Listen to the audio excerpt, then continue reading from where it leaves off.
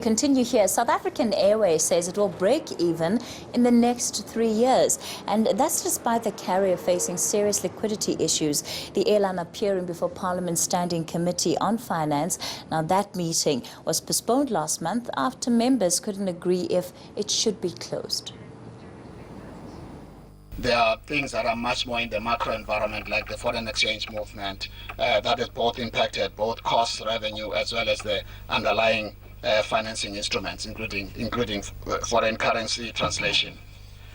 On slide 6, Honorable Chair, we do remind the committee of our resolve and commitment in terms of the plan that despite the challenges that you see of loss making today, our plan talks about breaking even in 2021.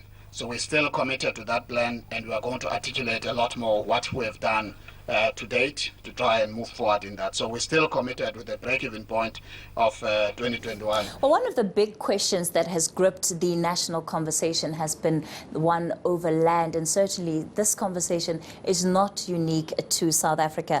After 28 years of independence, Namibia is still trying to address land reform in that country. A new political movement there has also been formed, likened to the EFF, and is promising to serve the needs of the people. While our very own checkpoints, Nkepile Mabuse, set out different parts of the continent, really interrogating, Nkepile, what the land question means for different parts of the continent. And I'm absolutely just, I can't wait to hear and to see what we can expect from Checkpoint in the next month or so. But perhaps give us an idea of what you've been able to unearth. Well, Kathy, it's been an absolutely fascinating journey, a fascinating project. I really wish camera person Ashley Market was here, who traveled with me through the continent to give you his side of the story, because it was just eye-opening. It was fascinating. Land is a huge issue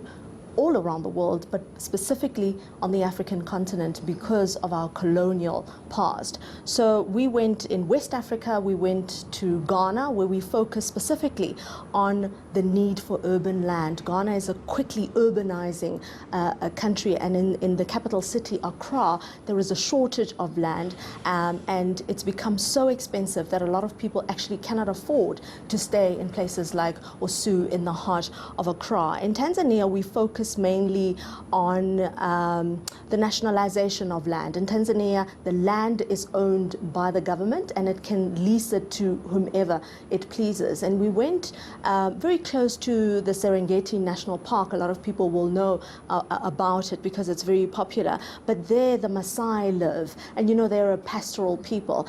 And the law in Tanzania recognizes their right to roam and to graze their cattle everywhere. But there's this clash between individual, mainly foreign companies that the government is leasing land to, particularly a hunting license that was given close to the Serengeti border, where the Maasai are basically being uprooted from there because people who have that hunting license do not want them there. And then you mentioned Namibia earlier. That is the show that we're going to be broadcasting tonight at 8:30. Namibia was interesting because they have very similar issues to South Africa. Most of Southern Africa, Zimbabwe, South Africa, Namibia, we share similar pasts. And in Namibia, when you do your research before you go out onto these stories, which is why it's so important to be on the ground speaking to people, you get this rosy picture of Namibia, that their land reform policy has flourished. The government reports that you read, they say that they've reached 62% of their target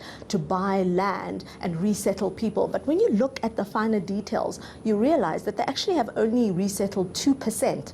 2%. Devil's of in the the detail, people yeah? that they actually settled. And what's going on in Namibia is that in the past 28 years, they've made so many mistakes. They have dumped poor people with absolutely no resources, very similar to South Africa, with goats on faraway lands, and basically told them to, see to finish. And these people have not managed to make these farms productive. So what has happened is they're now changing their criteria of choosing candidates for land resettlement, and they're more focusing now on a middle-class commercial black farmer. One expert said to me, almost every cabinet minister in Namibia has land today. I put this to the land minister, who himself has a commercial farm, and this is how he responded to my question. Let's take a listen. A person from an informal settlement, put him there and hope that he will succeed to farm. We would like to resettle people who will really make a significant contribution to the GDP. How do you respond to those who resent the fact that you're a minister, you can look after yourself, but you're benefiting from land reform, and that land reform should actually be benefiting the poorest the most? If you give a farm, a very expensive farm, for example, to a poor person, how will he run it?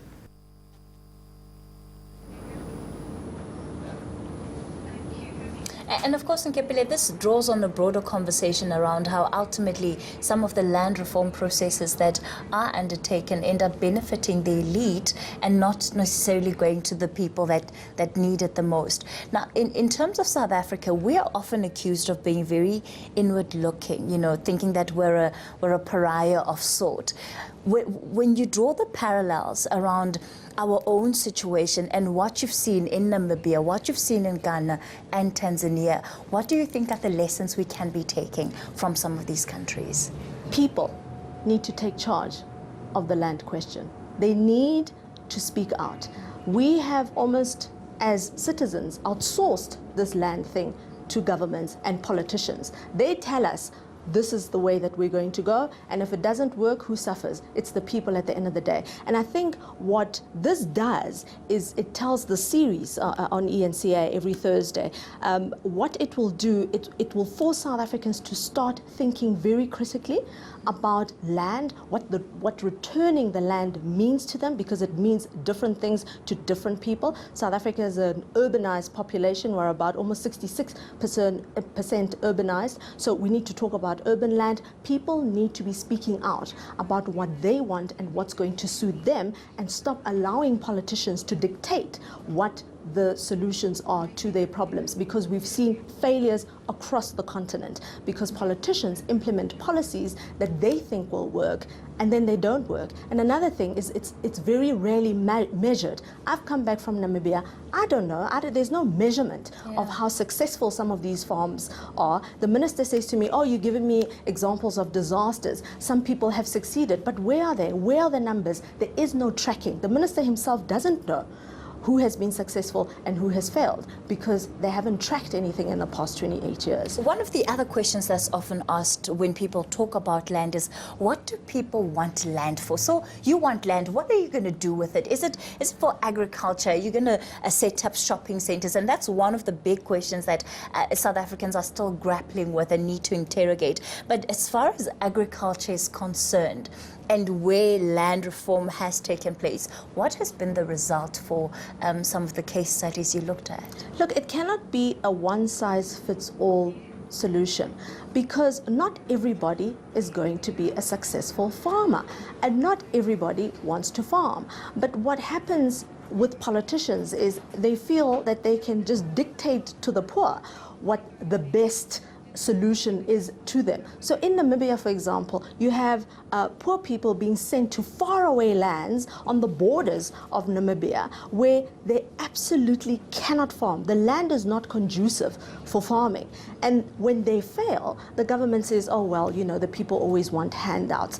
So when it comes to agricultural land, we really need to identify those sectors in society, those people, those communities. There are communities that can farm. We have been a farming people. So there are communities that need to be identified, that need that land, that can produce on that land. And then solutions need to be really catered for those communities. There are people who want urban land, and that's a right as well. And solutions need to be catered for those people as well. But people need to be outspoken. They need to tell their political leaders what they want, and the politicians should be implementing what the people want, instead of politicians telling people what should be done and what shouldn't be done, because they're failing. Are the people that you found as outspoken? No. As across Africa, we've outsourced a lot of things to politicians, our lives to politicians. They come up with the solutions, they implement them, and when they fail, we say, oh, we'll vote for another politician.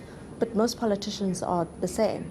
they mainly interested in themselves, and they serve themselves, and they implement policies that they think are right. So I think we need to be, as an African people, more outspoken and more confident about the power that we have over the politicians. They need our votes at the end of the day, don't they? Those who have spoken to Nkepile, what have they had to say? You know, it's been very few successes. I must be very honest. When I spoke to ordinary people, you speak to a minister, and he told me that on his farm, his farm is double the value that he bought it for. So he's been successful. But you speak to a farm worker who was given a farm and 19 goats, and they all died because they were living in appalling conditions, and her children couldn't go to school. It was in the middle of nowhere. They didn't have homes, and that's a disaster. So I found in the 3 countries that I've been to, problems that can be solved,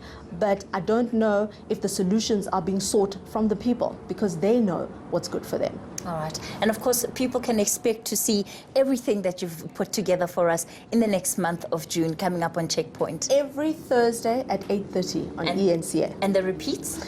I have no idea. We'll try and double check I that. hope everybody watches every Thursday so that we don't have to repeat. All right, sure. Every Thursday at 8:30. Exactly. Every Thursday, 8:30, the On land eNCA. question right here on eNCA. Nkepile Mabuse is going to be exploring it further, and I certainly hope that you have been as enticed as